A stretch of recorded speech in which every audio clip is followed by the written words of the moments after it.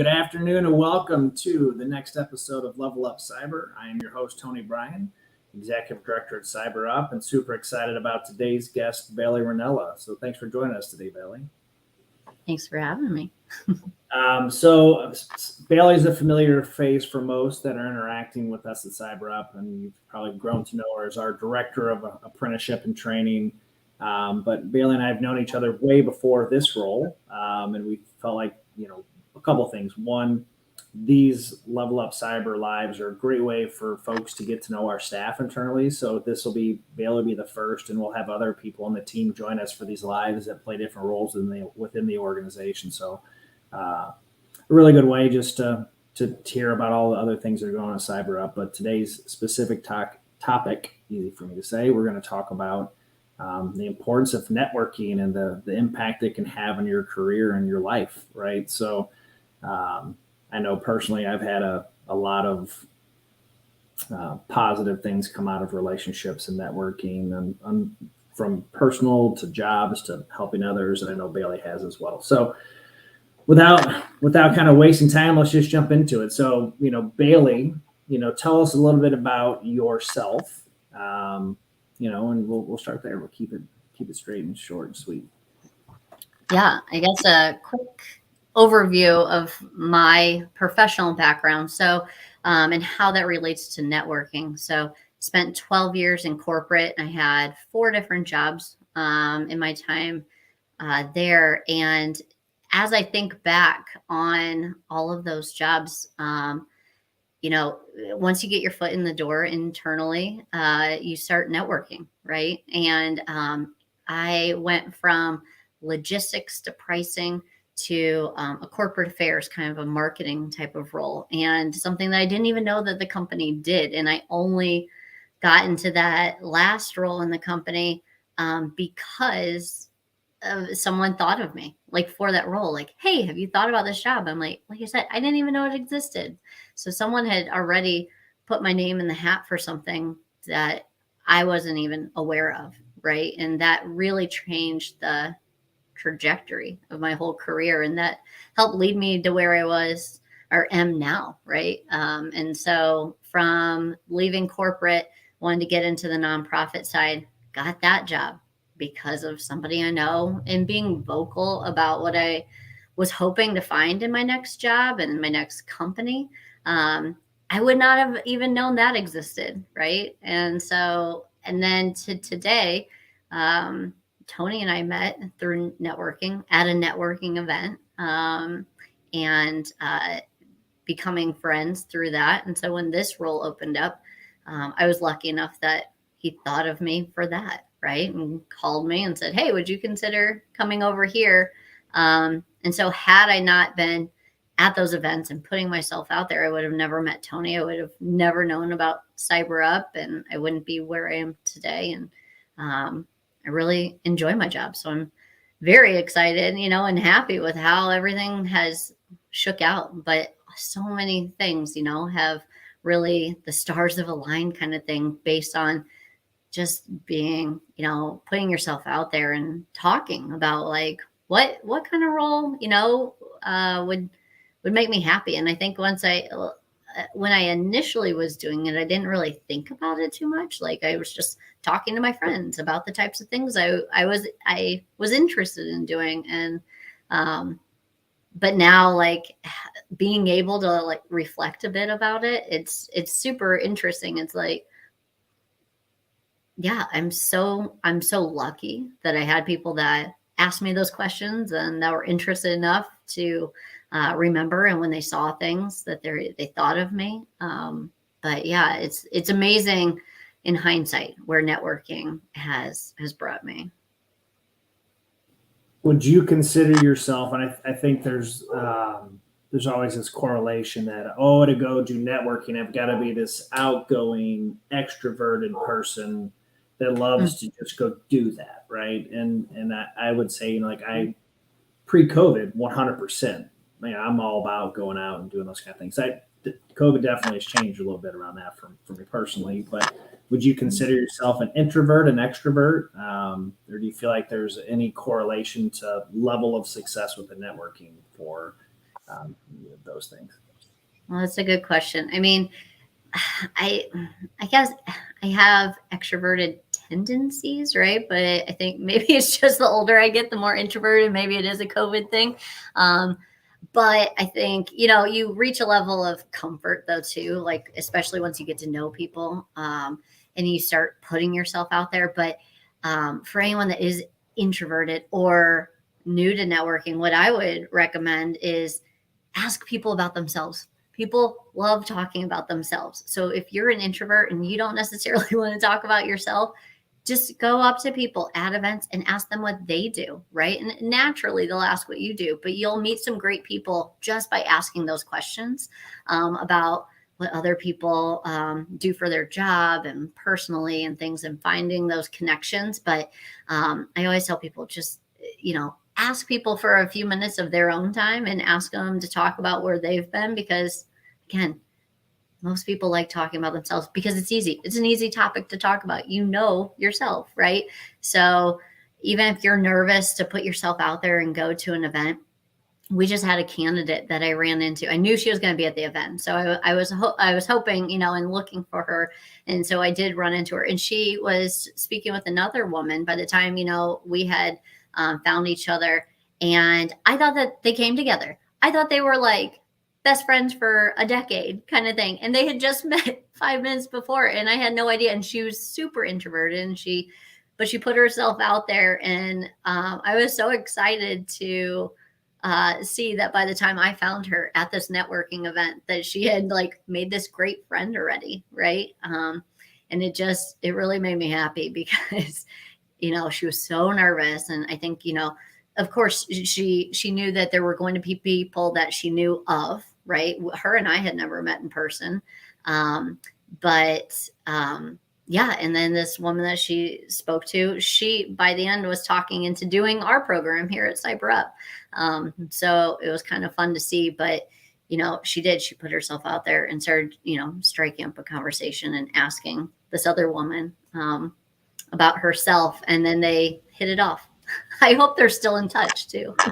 I think the advice of just asking people questions about themselves. I know for me, going to an event and the idea of like always having to walk up to somebody and say, "Hi, I'm Tony with CyberUp. CyberUp is a blah blah blah blah blah blah blah." Like I have about 3 or 4 of those in me right before it drives me absolutely nuts. So having it just a different mindset of just saying, "What do you do?" and like starting to ask those questions, and people will start to open up. And I think conversation just has a tendency to more naturally happen in that, where there's not necessarily this.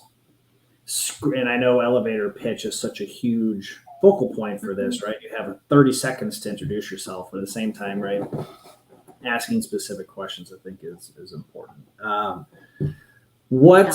mean, I know we are, I would say that the part that we're lucky here in St. Louis, and I think in most places, there's lots of great meetups that happen. There's lots of great activities that are going on. We have Venture Cafe, and it's every Thursday here in Cortex in downtown St. Louis.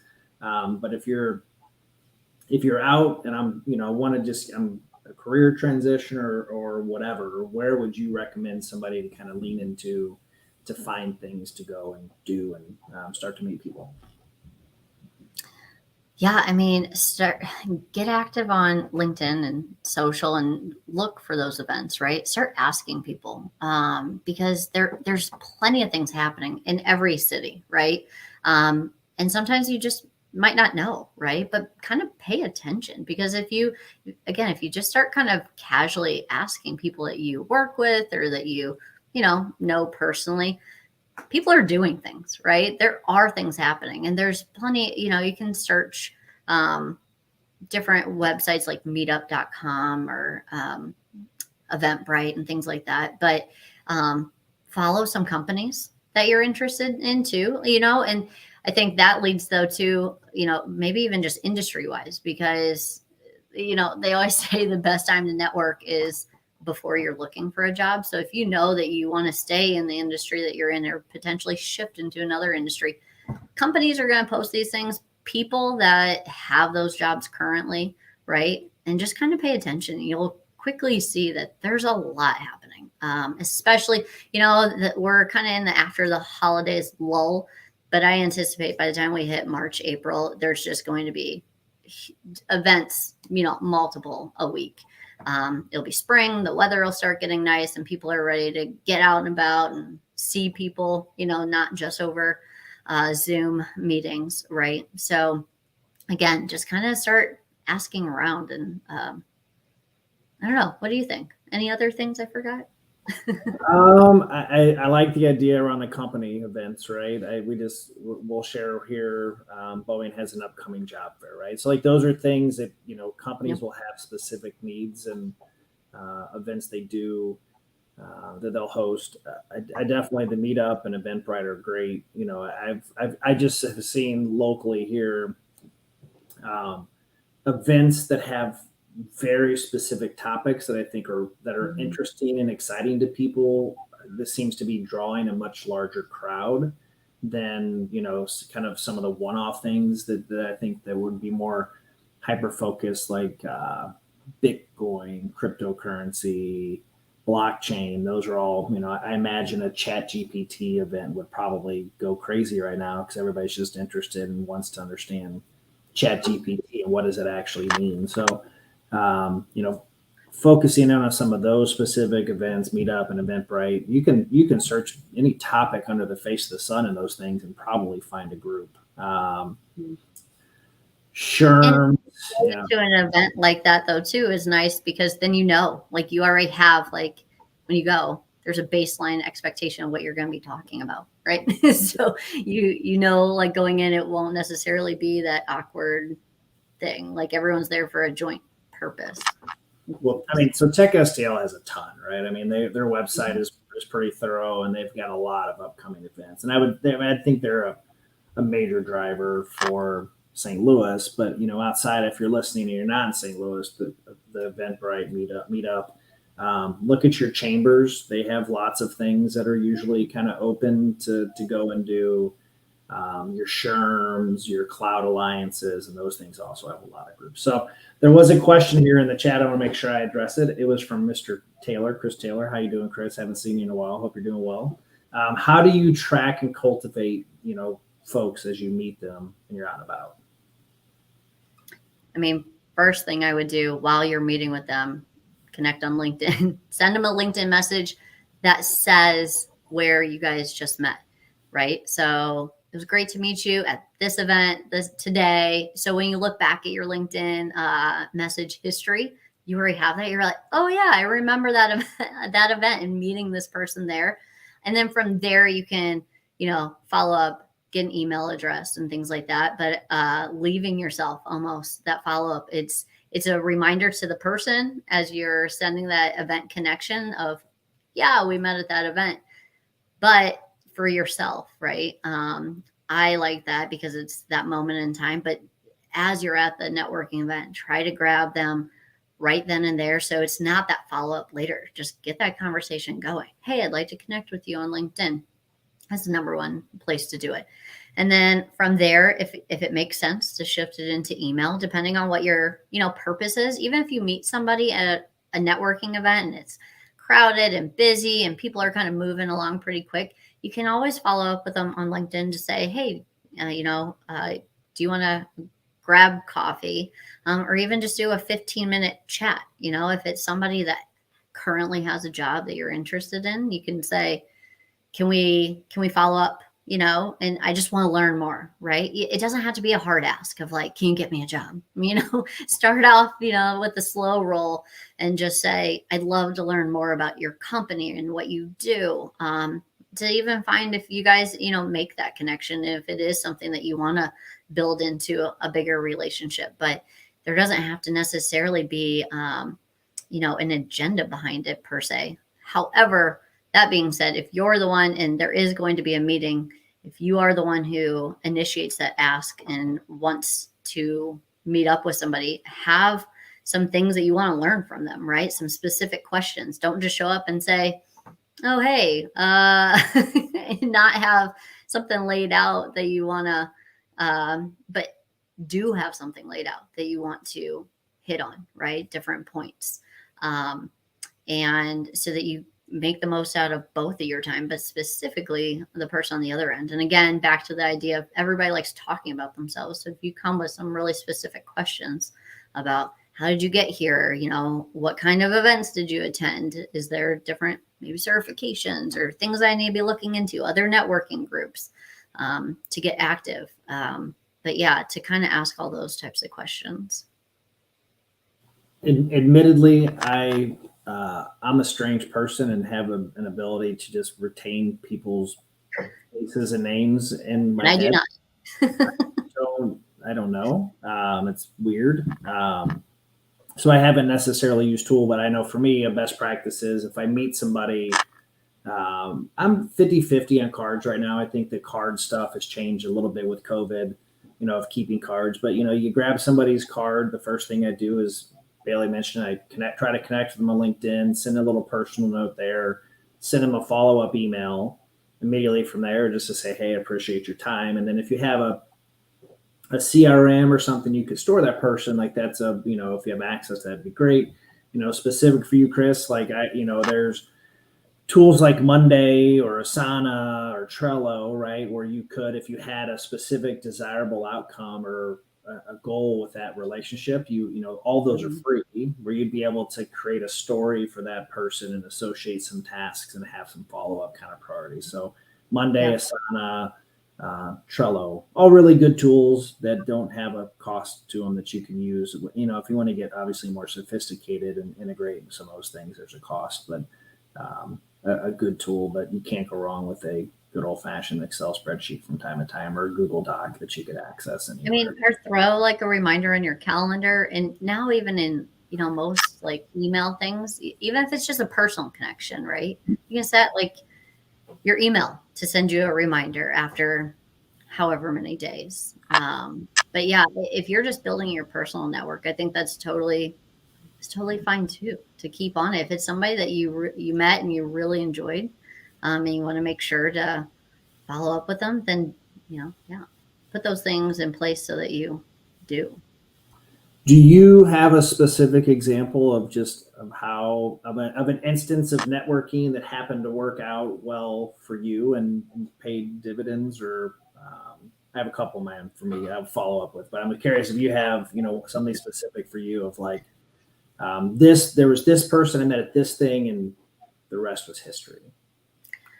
Of course, how I got connected with you, right, Tony? But I think I kind of like went over a couple of those at the beginning. But one thing that that question reminded me of is the elevator pitch, which we kind of talked about, that 30-second thing that you just have to have ready, right? Like, and I tell everybody the story because no one believes it would happen. But when I was at corporate, thankfully, I knew the idea of an elevator pitch and I had something in my mind, right?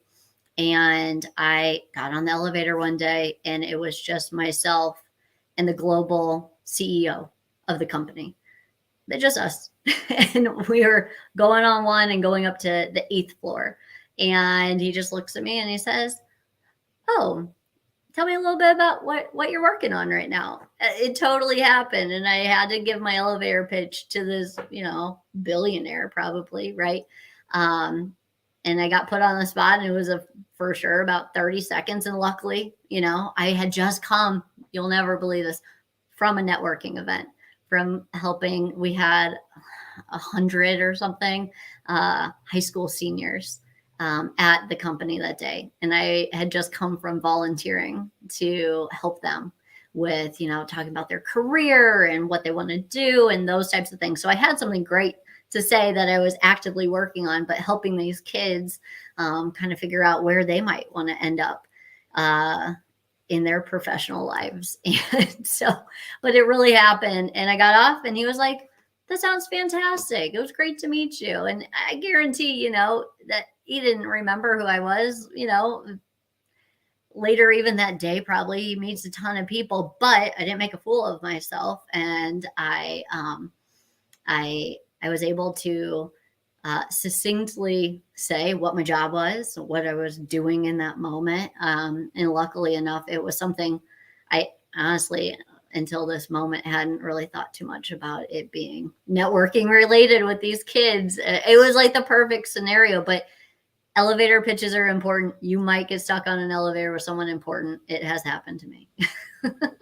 I think I've been on LinkedIn from like the very beginning. And I don't remember, like, this was before it became a big thing. I don't remember if somebody told me to get into it or I happened to like find it on the interwebs, but I have multiple 10, 15-year friendships that I've made on LinkedIn with people that like I met through an outreach and continue to stay in contact, right? Probably the two biggest that pop in my head is, so one's Darcella Craven. She has run VetBiz for the last 14 years, right? And so I had met Darcella on LinkedIn, and I loved veterans, I loved entrepreneurship. So she was doing something that was interesting to me. I reached out and I wanted her to hire me, quite honestly, but she didn't have a role open. So she had introduced me to another person who eventually hired me, and then I left that organization. And then fast forward, a couple years later, she had introduced me to Jason Carter,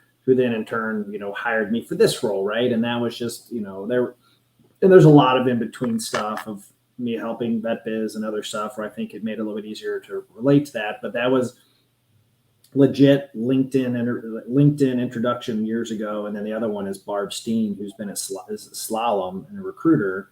And Barb's everywhere, right? Like every time I turn around, I see Barb. But I've known her for 14 years, and we've just, built a long-term relationship. And, it's been, I can ask her questions and advice and some personal stuff and non-professional stuff. And it's always been a great way. So it's one of those things, you never know what you're going to get from somebody unless you ask.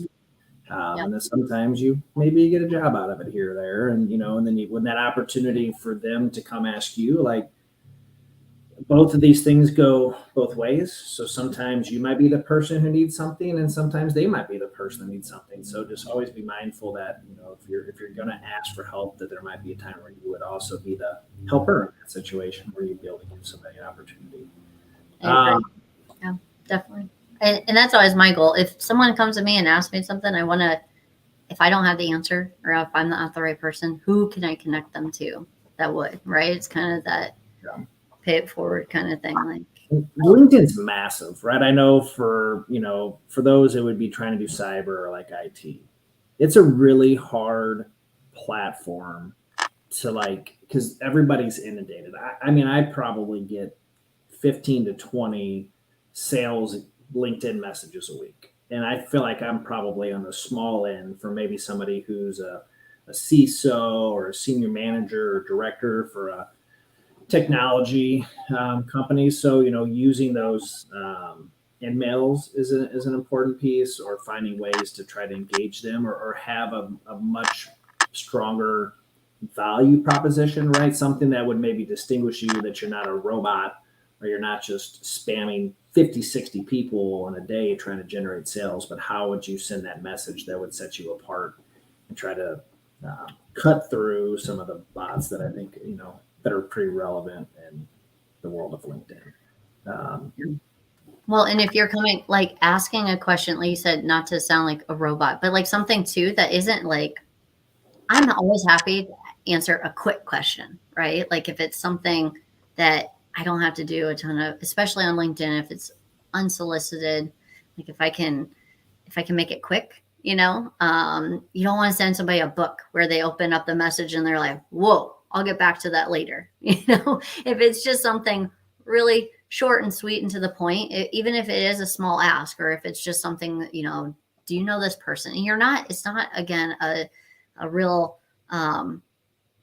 you're not overstepping based on where that relationship might be, then people are always happy to answer, right? So just kind of pay attention to what that ask is, and if you were asked that, how would you feel in return, right? But if someone asked me something, if to connect them with somebody, it really matters, right? Because I definitely want to make as many connections as possible, but in the same respect, right? Like, are